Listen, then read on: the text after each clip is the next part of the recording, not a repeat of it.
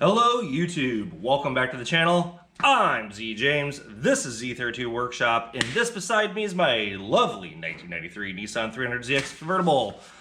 Alright, we are on, I don't know, part 7, 6, 5, I'm not sure, I haven't got the videos count yet. But what we are working on today is we're going to try replacing and the slow process of getting the rear lower control arms down. Let me show you what I'm replacing them with. You get them out of my box here a second. Ooh, this is, come on, don't fall. Sorry about that, everybody.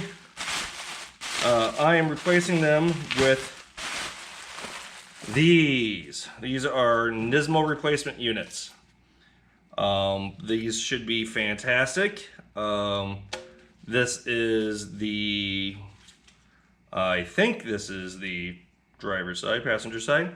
Well, that's what I'm replacing these with. These are very cool. I got these from, I want to say Concept Z Performance had the good deal on these. They're still making them, still have them.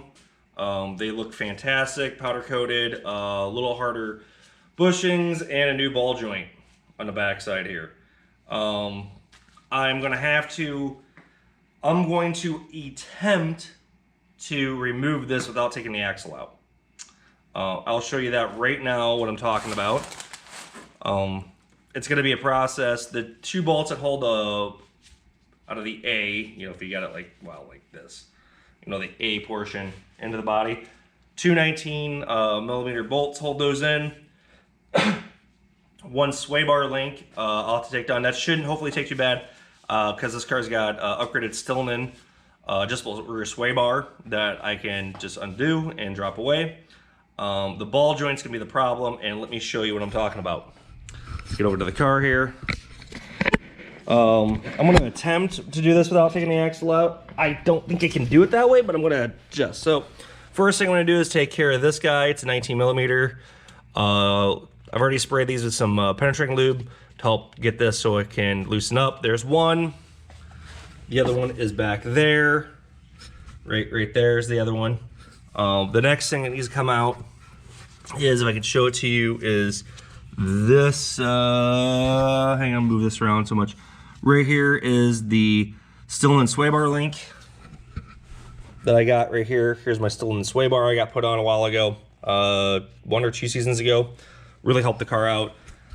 But the big kicker question is whether or not I can get, let's see if I can show it to you with appropriate lighting here, everybody. Sorry. Let's get some good lighting here. All right, there is the ball joint, which sits right, not directly underneath the rear axle. I could see it. I can maybe get a wrench on it. The keeper, because it's got a castle nut, is gonna be the problem. We'll see if I get it out. I may not get it out in this video because it might take me a little longer, because if I got to take the axle out to get access to it better, the axle will come out via this guy, bending this out, pull this off. There's a nut behind it, and then in there at the diff, see if I can get that lit for you very well, is 5 bolts in there. That should loosen the axle up to get it out. That's what I'm going to be doing today. We'll see. I got an hour to try this. We'll see if it goes very well or not. I'm really concerned about getting that the castle nut off on the ball joint.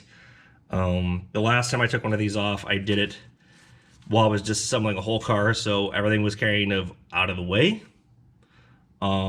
So we'll see what happens here when I do it.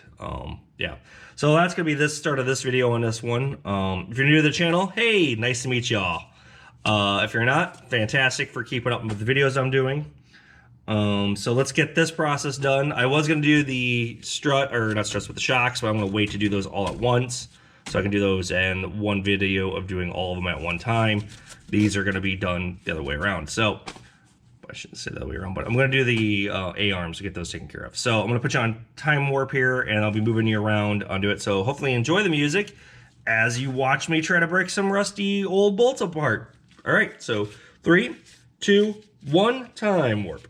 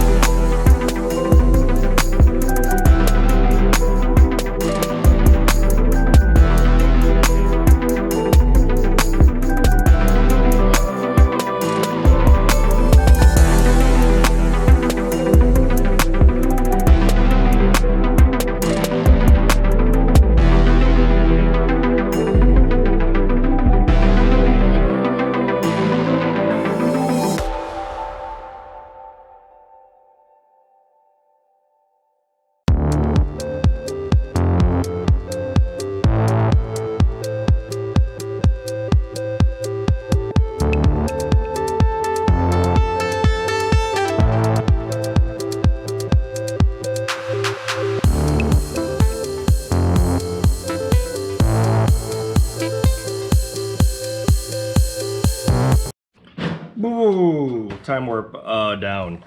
Let's see here. Update.